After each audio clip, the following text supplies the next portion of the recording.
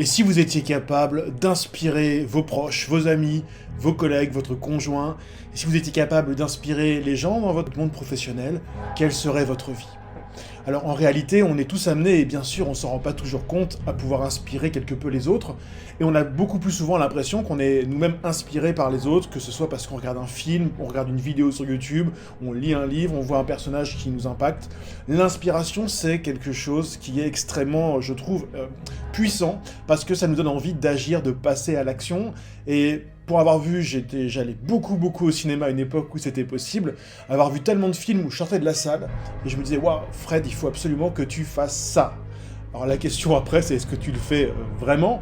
Mais l'inspiration, c'est aller beaucoup plus loin finalement que ce qu'on nous apprend à l'école, qui est toujours basé sur l'argumentation, sur la réflexion, ce qui est très bien, ce qui est utile dans une prise de parole pour pouvoir convaincre quelqu'un avec des arguments. Mais quand on veut pousser quelqu'un, le faire évoluer dans sa façon de voir les choses, pouvoir modifier des attitudes, des comportements, voire même faire des nouvelles actions, il va falloir aller beaucoup plus loin que dans l'argumentation. Tout simplement parce que si tu fumes une cigarette et que je t'explique en long et en large pourquoi il ne faut pas fumer, bah déjà, un, tu le savais déjà, et deux, ça ne va pas forcément déclencher chez toi une action pour arrêter. Il faudra aller beaucoup plus loin dans la persuasion ou dans l'influence pour pouvoir amener un changement réel chez toi. Et c'est toute la question finalement de qu'est-ce qui fait que les gens prennent des décisions pour évoluer. Alors nos prises de parole, qu'elles soient en public, qu'elles soient avec nos proches, finalement elles peuvent aussi apporter de l'inspiration aux autres. Et c'est exactement le but qu'avait Steve Jobs dans le discours qu'on va observer dans quelques instants. Il parle à Stanford, devant des étudiants qui ont fini leurs études, c'est en 2005, c'est un discours qui est ultra connu, qui a fait des millions et des millions de vues, qui est extrêmement impactant, qui est un exemple absolu de storytelling, puisque Steve Jobs nous raconte 3 histoires personnelles à travers son discours, et le but de ce discours, c'est d'apporter de l'inspiration à ceux qui écoutent. Et s'il a eu autant de succès, ce discours, c'est pas pour rien. Je pense qu'il y réussit parfaitement. On va pas voir le discours entièrement, pour ça, je te mettrai un lien dans la description de la vidéo, comme ça tu pourras aller voir. On va s'attarder, nous, sur un morceau de ce discours-là, et on va aller chercher la mécanique de Steve Jobs, qu'est-ce qui fait que ce discours est si bien huilé, et qui lui permet ainsi d'inspirer son public. Et en analysant la mécanique, on va aussi pouvoir nous-mêmes nous améliorer et pouvoir faire des prises de parole, quel que soit le contexte, qui seront beaucoup plus inspirantes. Alors si t'es prêt, c'est parti. Thank you.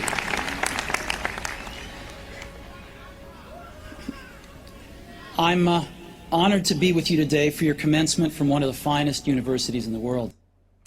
J'arrête dès maintenant parce que dans l'introduction qu'on va commencer donc par analyser, il y a quelque chose qui est essentiel, qui est important, que je veux que tu vois, je te donne le concept tout de suite. C'est l'idée de mettre en place une connexion avec son public. Si tu veux influencer ou si tu veux persuader les gens, tu peux pas juste amener tes idées comme ça, il va falloir d'abord créer une connexion pour qu'il y ait de la confiance qui puisse s'installer, et c'est à partir du moment où il y a la confiance qui est présente que ça marche. Donc là, première des choses qu'il va nous dire, c'est « il y a moi, et je suis moi et parmi vous ».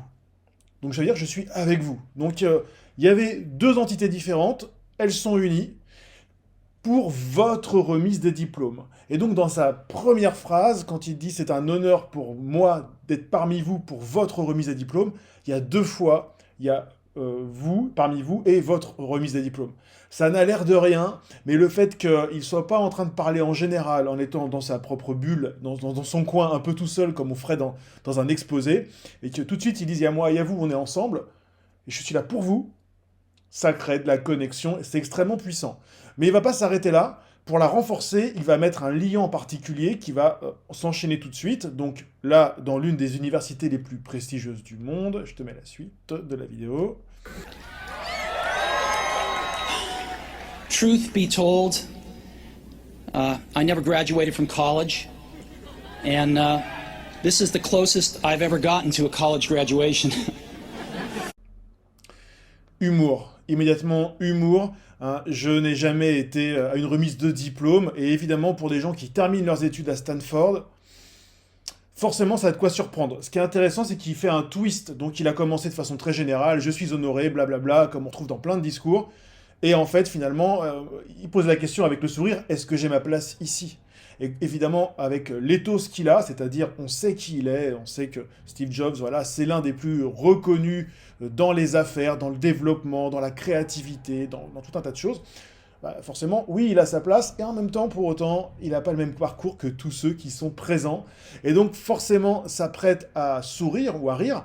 Et à ce moment-là, on peut dire que la connexion, elle est quasiment déjà faite. Le boulot est fait, commence à créer déjà un bon état d'esprit avec son public. Today, I want to tell you 3 stories from my life. That's it. No big deal. Just 3 stories. Ok, on va arrêter donc cette analyse de l'introduction. Il annonce la roadmap, il annonce le parcours qu'on va suivre. Il donne même pas les thématiques, juste 3 histoires. Mais on est content parce que c'est Steve Jobs, on sait qu'il a une vie de dingue. Et donc on se dit, bah forcément, 3 histoires de Steve Jobs, ça peut être intéressant. Alors on ne sait même pas encore s'il va nous parler de lui, même si on est habitué chez les Américains à ce qu'il y ait beaucoup de storytelling. Et maintenant qu'on a pu voir l'introduction, et ce point essentiel qui est donc de créer une connexion, utiliser l'intro comme une connexion avec le public, et surtout pas rester séparé de lui, on va voir maintenant justement comment il s'y prend pour structurer son storytelling. Pour structurer son storytelling, il va s'y prendre en suivant un scénario en 3 étapes. Ce scénario en 3 étapes, il est extrêmement simple, encore plus quand on le connaît. Et là, je vais pouvoir donc t'aider à l'identifier pour que toi-même, quand tu auras envie d'inspirer les autres à travers des histoires, et que ce soit dans le milieu professionnel, mais que ce soit avec tes amis, que ce soit ce soir avec ton conjoint ou avec n'importe qui, tu vas raconter quelque chose qui t'est arrivé, tu vas donc raconter, faire un petit storytelling, eh bien tu peux structurer selon les 3 éléments, et si on en oublie un, ça pourrait être dommage. Juste une chose, évidemment, le storytelling, il y a 1001 façons de le faire, mais celle-là, c'est une recette qui marche bien, et c'est pourquoi on va étudier donc la façon de faire de Steve Jobs. The first story is about connecting the dots. J'arrête déjà. La première histoire est au sujet de connecter les points. Voilà quelque chose d'un peu mystérieux. On ne sait pas trop de quoi il va nous parler, mais on a une thématique, connecter les points. Alors connecter les points à quel sujet et sur quoi, ça on n'en sait rien. Et c'est toute la force de cette première partie. Cette phrase est une partie de son storytelling dans laquelle il fait ce qu'on appelle un teaser.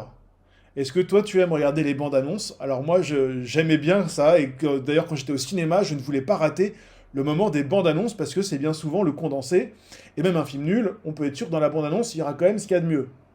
Et des fois, c'est suffisamment nul dans la bande annonce pour qu'on n'y aille pas. Mais bon, c'est un autre sujet. Donc là, il nous fait dans son début de discours un petit teaser.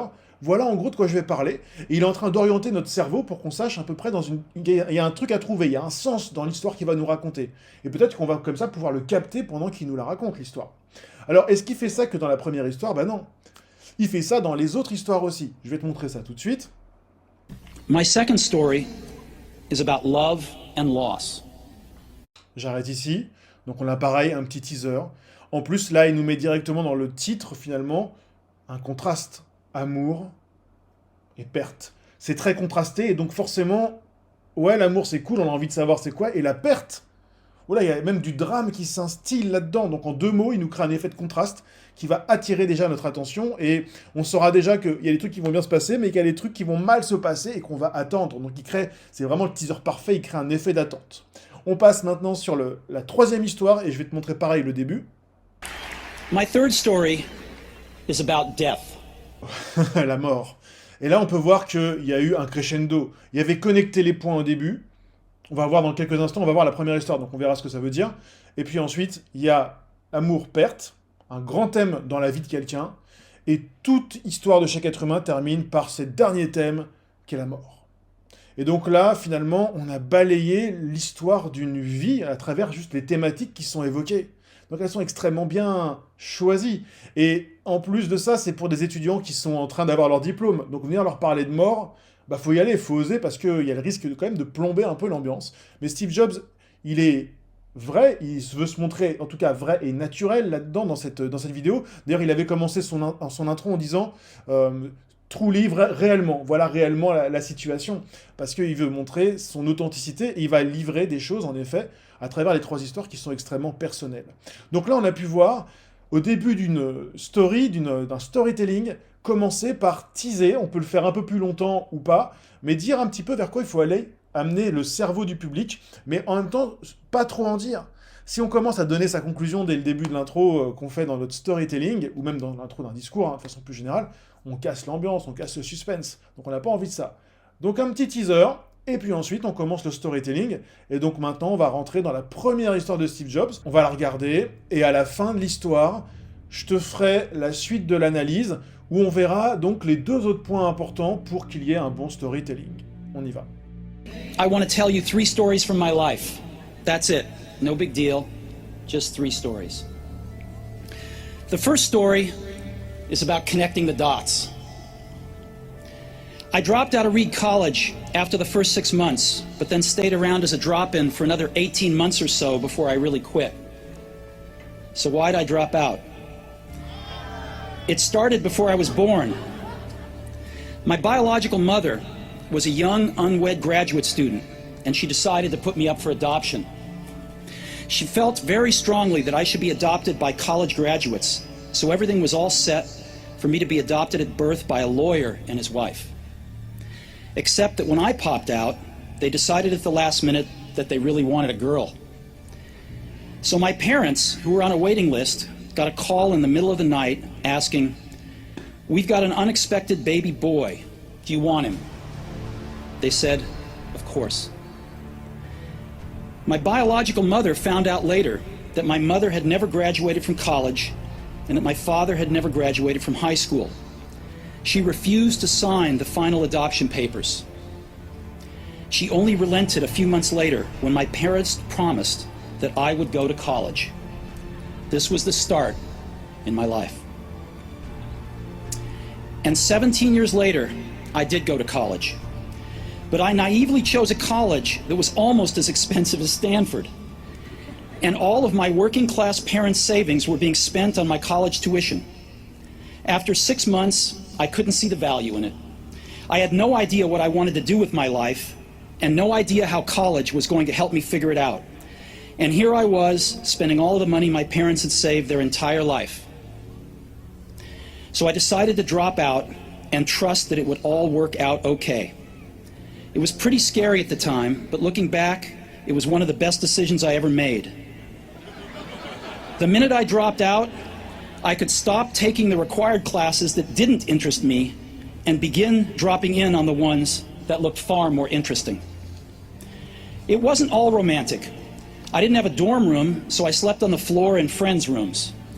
I returned Coke bottles for the 5-cent deposits to buy food with. And I would walk the 7 miles across town every Sunday night to get one good meal a week at the Hare Krishna temple. I loved it. And much of what I stumbled into by following my curiosity and intuition turned out to be priceless later on.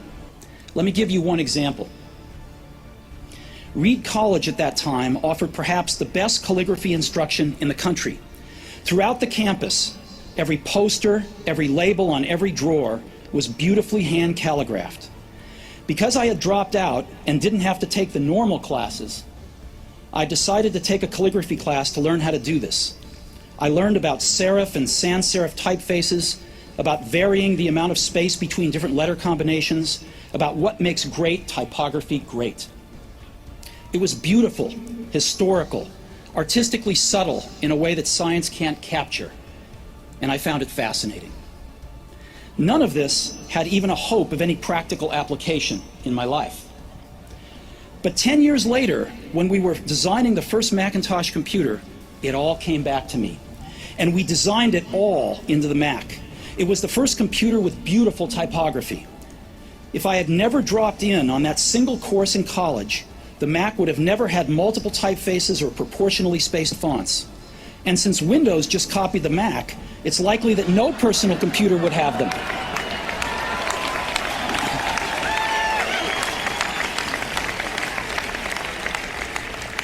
If I had never dropped out, I would have never dropped in on that calligraphy class, and personal computers might not have the wonderful typography that they do. Of course, it was impossible to connect the dots looking forward when I was in college, but it was very, very clear looking backwards 10 years later. Again, you can't connect the dots looking forward. You can only connect them looking backwards. So you have to trust that the dots will somehow connect in your future. You have to trust in something, your gut, destiny, life, karma, whatever.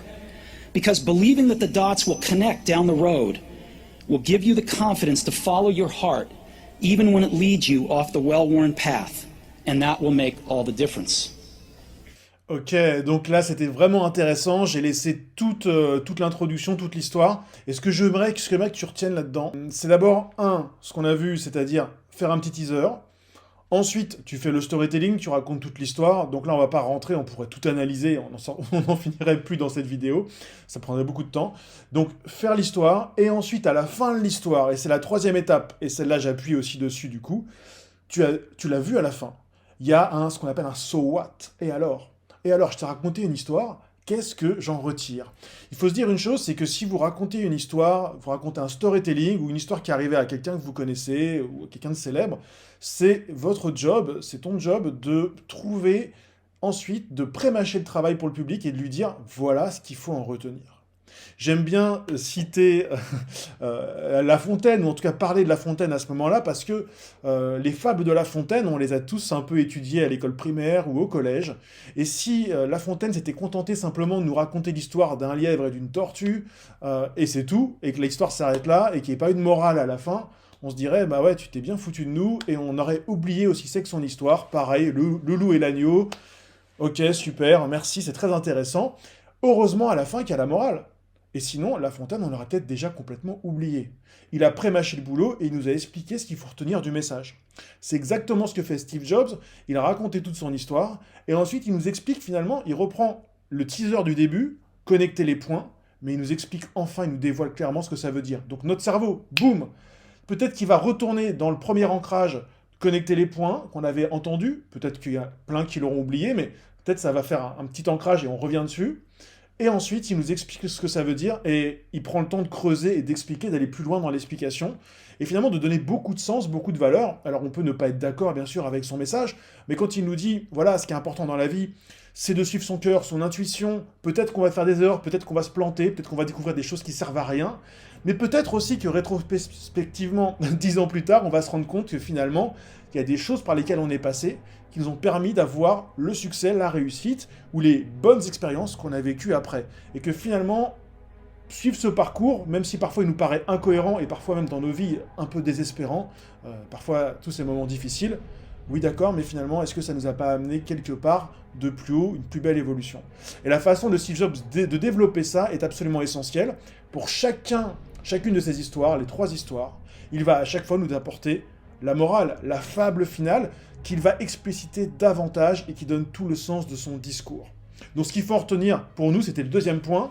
Structurer un storytelling, c'est extrêmement simple, sans entrer dans tous les détails, mais il y a au moins 3 éléments. Il y a le teaser de début qu'on peut mettre en place, il y a le storytelling lui-même, et puis il y a la morale, en tout cas le so what, qu'est-ce que moi en tant que public, je dois en retirer comme message, et nous, bien sûr, en tant que speaker, qu'orateur, on doit bien préparer ça. On va passer maintenant au 3e point de cette vidéo, 3e clé que nous donne Steve Jobs, et on va rentrer justement dans le cœur de son storytelling pour y voir un élément qui peut vraiment changer la donne. My biological mother found out later that my mother had never graduated from college and that my father had never graduated from high school. She refused to sign the final adoption papers. She only relented a few months later when my parents promised that I would go to college. Ok, je fais une pause ici, on va pas remettre tous les passages, mais là on voit, il nous dit Steve Jobs que finalement, il vient pas d'un milieu social élevé.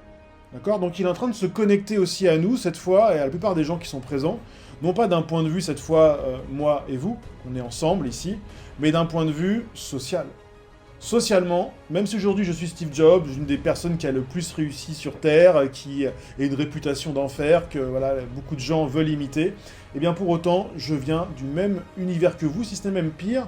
Et d'ailleurs, quand il nous raconte ensuite, dans cette première partie, ce qu'on a vu, qu'il avait parfois il devait aller pour manger un bon repas, il devait aller dans un temple, Hare Krishna, il récupérait des petites capsules de Pepsi là, pour gagner 5 centimes. Il nous montre que c'était un temps difficile pour lui. Et donc, Tu te rappelles, tout à l'heure, j'ai parlé de l'effet de contraste qu'on avait dans un des titres, dans un des teasers de son discours. Bah pareil, il nous montre un Steve Jobs contrasté, c'est pas le Steve Jobs qu'on connaît dans la réussite habituelle, c'est pas le Steve Jobs qui présente le nouvel iPhone lors d'un show. Non, ici c'est un Steve Jobs qui te raconte finalement que son univers d'origine, c'est le même que le tien. Ou à peu près le même que le tien. Donc là, socialement, niveau de connexion par un effet de contraste. Donc un élément déjà intéressant, c'est l'effet de contraste. Mais j'aimerais aller beaucoup plus loin que l'effet de contraste pour que un bon storytelling fonctionne, et c'est ce dont je vais te parler maintenant, il faut qu'il y ait un conflit. Il faut qu'il y ait une opposition. Il faut qu'il y ait quelque chose entre toi, ou bien le personnage dont tu fais l'histoire, et un élément extérieur. En général, dans les films, dans les séries, ou même dans la vie, ça peut prendre le visage d'une personne ou d'un méchant. Tu prends Harry Potter, tu prends Seigneur des Anneaux, tu prends Star Wars, partout tu vas retrouver le méchant qui a incarné l'ennemi à abattre. Et en même temps, parfois, le conflit qui va arriver, il est beaucoup plus subtil et plus complexe dans la vraie vie. Et il n'est pas forcément incarné par quelqu'un. Et là, dans l'histoire qu'on vient de voir de Steve Jobs, c'est exactement ça. Le conflit, il va être incarné par quoi? Par qui? Il est incarné par la culpabilité de Steve Jobs. Steve Jobs nous dit « Mes parents ont tout donné pour moi, ils ont mis tout leur argent, toutes leurs économies pour que je puisse faire mes études. Et moi, je suis à Stanford, et moi, Steve Jobs, je suis dans mon université, je vais au cours un petit peu, et puis je me rends compte que ça m'intéresse plus, que c'est pas bien pour moi, donc je vais plus en cours. Et je me rends compte que finalement, l'argent de tout économiser, toutes les économies d'une vie sont dilapidées comme ça, et j'ai plus aucun sens dans ce que je fais.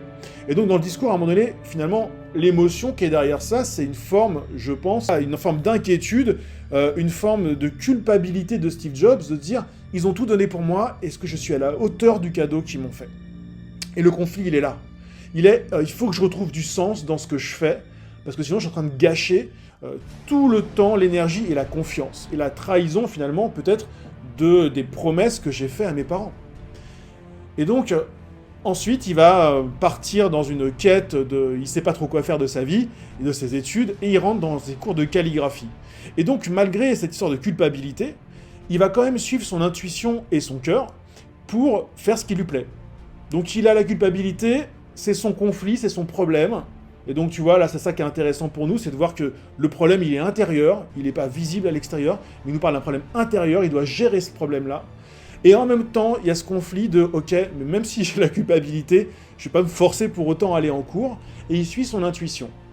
Et ce qu'il nous dit, c'est que finalement, de suivre ses cours de calligraphie lui a permis donc de faire le Mac, la typographie du Mac un peu après. Ok, donc tu as vu l'histoire comme moi. Et simplement, ce qu'il en ressort, c'est « Bah, j'ai bien fait. Ouais, je me sentais coupable. Ouais, c'était pas évident. Fallait gérer ça. » Bon. Et malgré tout, je l'ai fait. J'ai suivi mon instinct, j'ai suivi mon cœur, j'ai suivi ce qui me parlait. Et ça a fait sens ensuite, et j'ai réussi, et donc finalement j'ai honoré, entre guillemets, cette sorte de promesse que j'avais fait à mes parents quand ils ont financé mes études. J'ai donné de la valeur à ce qu'ils ont fait comme sacrifice pour moi, parce que j'ai réussi malgré tout, grâce au fait que j'ai suivi mon cœur, que j'ai suivi mon inspiration. Et c'est le message, c'est l'un des messages de cette première histoire.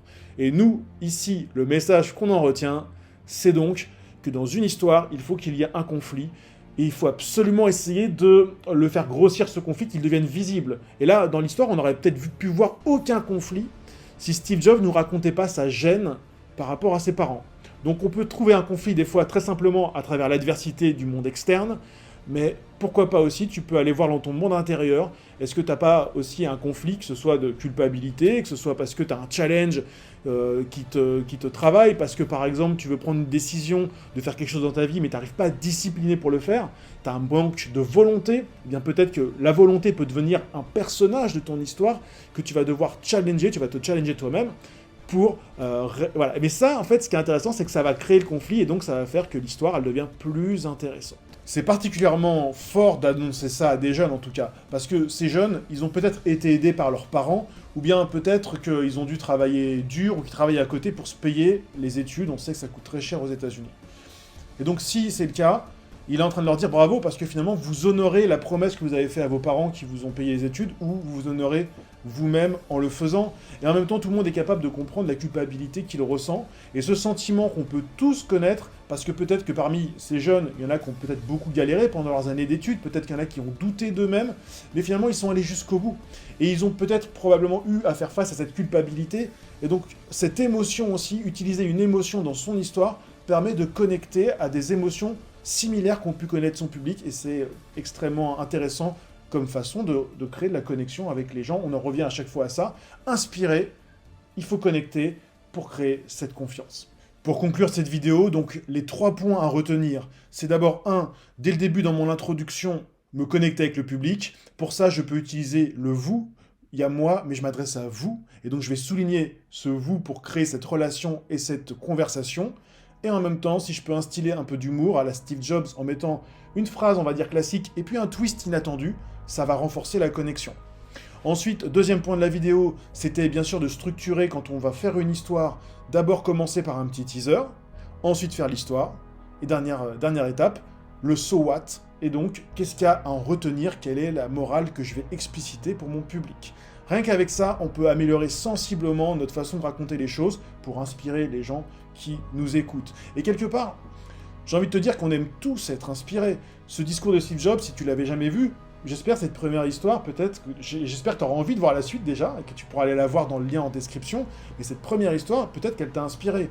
Et peut-être que tu as eu un prof un jour qui t'a inspiré, peut-être que tu as eu un conjoint, peut-être que tu as eu tes parents, peut-être que tu as eu un ami, peut-être que même tes enfants t'ont inspiré, peut-être que tu as un enfant et que tes parents t'inspirent.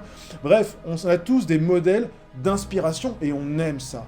Et on aime ça parce qu'on sent que ça nous fait grandir, que ça nous rapproche de ce moi version idéalisée, version idéale, vers lequel parfois on a envie de tendre, des zones de nous-mêmes qu'on aimerait explorer, qu'on n'a pas suffisamment explorées. Et parfois, écouter quelqu'un d'inspirant peut nous amener à nous transformer. Et je vais te donner un exemple très récent, pour te parler un petit peu de moi, mais il y a quelques jours, il y a 3-4 jours, on était mardi, et je travaillais, j'étais allé travailler chez une amie, fumer quelques cigarettes dans la journée, je rentre chez moi, et je fumais pas mal de cigarettes par jour. Et à un moment donné, j'ai regardé une vidéo de quelqu'un que je connaissais pas. Donc, Joko Willink, voilà, pour lui rendre hommage. Une vidéo d'1 heure où donc il faisait un discours qui était pas analysé, mais qui était simplement, j'ai écouté. Et il nous parlait de l'autodiscipline. Et je me suis dit, ouais, là, il serait peut-être temps que tu reprennes ton autodiscipline en main. Ça faisait un moment, ça faisait plusieurs mois que c'était pas au top. Et donc, j'ai pris mes décisions après cette vidéo qui m'a inspiré, arrêt de la cigarette, reprise du sport et d'autres petits éléments comme ça. Et bon, en tout cas pour l'instant, ça marche, et j'ai été au sport ce matin, et les autres matins aussi. En tout cas, voilà, l'inspiration, ça peut modifier les attitudes, ça peut modifier les comportements, et ça ne le fait pas de façon pushy, en insistant trop lourdement. Non, au contraire, on va te raconter souvent une histoire, il y a d'autres choses aussi qu'on peut faire, mais on va te raconter une histoire, à toi de te connecter ou pas. Mais c'est parce que dans l'histoire qui est présente, il y a des éléments auxquels tu peux te connecter, que ça peut le faire, et que tu vas te transformer. Et donc maintenant, ce qu'il faut en retenir pour nous, finalement, c'est que nous-mêmes, on peut avoir un rôle à jouer bien plus large, on peut de façon proactive et stratégique améliorer notre capacité à nous exprimer pour pouvoir impacter davantage les autres avec nos valeurs, les valeurs positives qu'on peut avoir, pour les aider les autres aussi à grandir. On peut les inspirer par nos actions, et on peut inspirer aussi les gens par nos discours, et c'est aussi tout le sens de cette vidéo. Alors si cette vidéo t'a plu et que tu as appris des choses, et que tu as envie de grandir encore dans ta communication, eh bien je t'invite à donner un coup de pouce en appuyant sur le pouce justement, pour pouvoir aider cette vidéo à devenir plus visible sur YouTube, et en même temps à commenter cette vidéo pour me donner tes impressions et peut-être aussi tes propositions si jamais il y a des discours que tu souhaiterais que je puisse analyser à l'avenir. C'est tout pour aujourd'hui, je te remercie pour ton écoute et je te dis à très bientôt. Ciao, ciao.